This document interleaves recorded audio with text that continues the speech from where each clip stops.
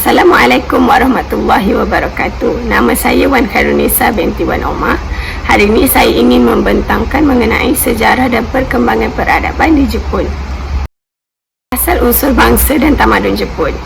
Sebelum kedatangan orang Jepun, sudah ada penduduk asli negara itu yang dipanggil Ainu.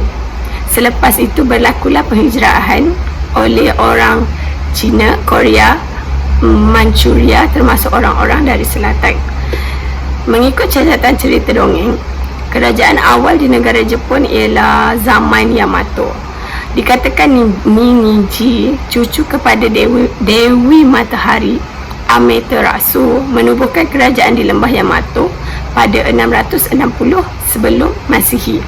Maharaja Jimmu menaiki takhta kerajaan dan beliau disifatkan sebagai Maharaja pertama.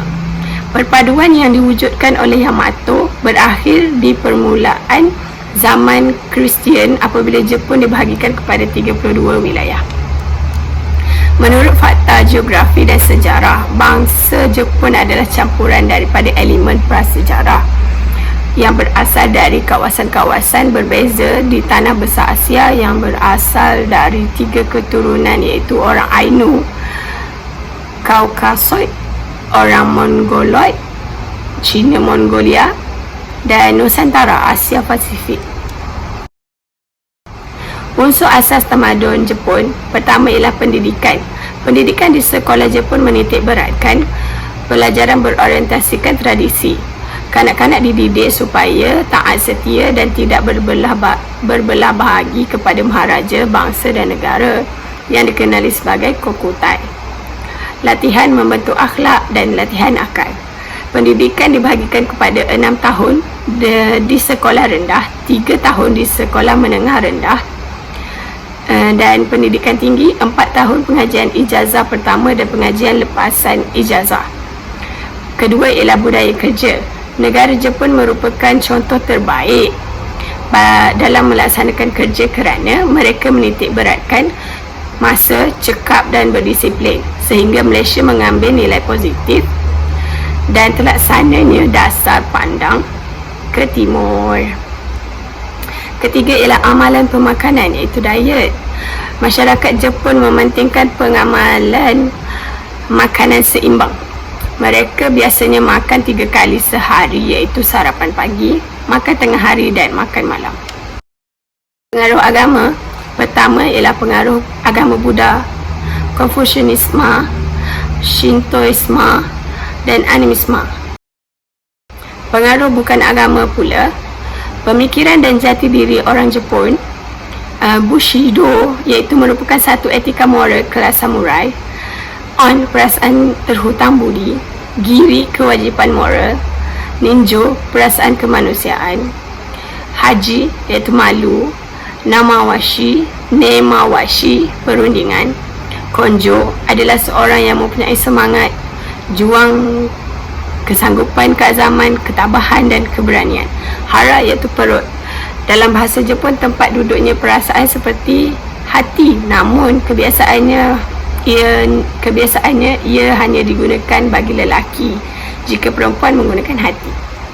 Ideologi dan pemikiran Jepun. Jepun berpegang kepada 2 agama, iaitu agama asal, agama Shinto, dan yang kedua ialah agama Buddha yang dibawa masuk dari tanah besar Cina. Agama Shinto merupakan agama animisme lain yang percaya kepada pelbagai jenis Tuhan dan dewa-dewi yang banyak. Mereka melakukan upacara meminta pertolongan kepada dewa-dewi untuk perkara seperti pertanian, perniagaan dan masalah hidup. Agama Buddha datang setelah penyebaran di China oleh Bodhidharma, salah seorang tokoh besar aliran Tantra dari India, melalui tokoh-tokoh Zen Jepun pada abad ke-6 Masihi. Pelbagai aliran Zen seperti Rinzai, Dogen, Soto, Obaku dan bermacam teknik meditasi yang diperkenalkan di Jepun. Pengaruh daripada aliran Zen inilah yang menghasilkan seni dan budaya Jepun yang unik, seperti lukisan, gubahan bunga, hiasan taman, upacara, minum teh, acara memanah gaya Jepun. Mereka terkenal dengan semangat keperwiraan yang teguh kerana itu orang-orang Jepun sering berperang sesama sendiri. Orang-orang Jepun sering hidup dalam kepayahan dan persaingan, maka terwujudlah semangat samurai yang tidak kenal erti takut dan sentiasa berani. Nilai-nilai pada jiwa samurai seperti berorientasikan kumpulan, keberanian, ketabahan, kehormatan dan sebagainya yang terus menjadi teras dasar dalam pengurusan Jepun. Jepun merupakan negara yang homogeneous,